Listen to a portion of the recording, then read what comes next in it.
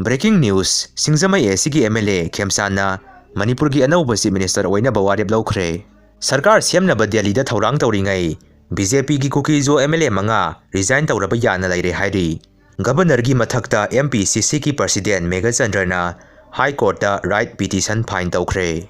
Tom TV-gi maikaidagi wafam khara thamakli.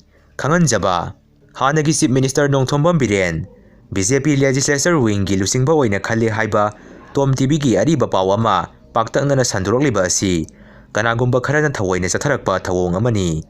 Paw asi Tom TV-na kumja 2022-gi March 10-da sandorkiba numidang pung 7-gi pawdagi video matek ama kaklaga miyamda samamna hanba amadi miyamda lana uhonaba honarakliba asiga Tom TV-ga hiram amatada mari lenade. Mamangda su asigumba thawong asi chatharakpadagi Tom TV-gi maikaidagi action lakhotpinaba mari lenaba authority da haijaba laikhrabani. Hiram asiga mari lenana channel asigi maikaidagi Manipur Police ki cybercrime da report ama tawragani haina asumna phongdorokli. BJP gi anauba lengak ama semlaklabasu lona yadaba amadi constitution gi chana kanglon thugaiduna semba lengak ama oigani haina MPCC gi President K Megha Chandrana phongdorokli. Source amagi matung inna Nemsa Kipjenna deputy CM oiragani hairi. Desamgi thomi singna bossiamgi office ta thomjinkhre.